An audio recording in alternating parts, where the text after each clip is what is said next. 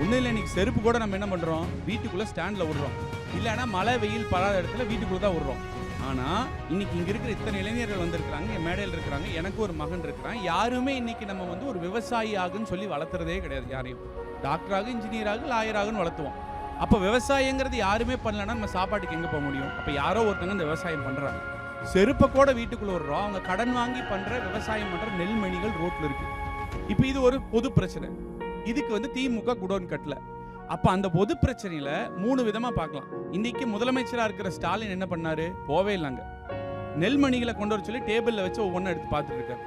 ஆனால் எதிர்க்கட்சி தலைவர் அந்த எடப்பாடியார் அவங்களோட ஒருத்தராக போய் நின்று டெல்டா மாவட்டம் பூரா கேட்டங்காட்டிக்கு தான் அந்த நெல்மணிகளே அகற்றுனாங்க. 3ஆவது ஒருத்தர் கட்சி ஆரம்பிச்சிருக்காரு. அவர் பேர் கூட நான் சொல்ல விரும்பல.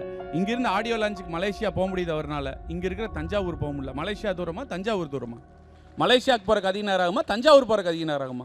மலேசியா போகிறக்கு அதிக செலவாகுமா, தஞ்சாவூர் போகிறக்கு அதிக செலவாகுமா? அங்கே போனால் பாக்கெட் நிறைய, இங்கே போனால் பாக்கெட் நிறைய.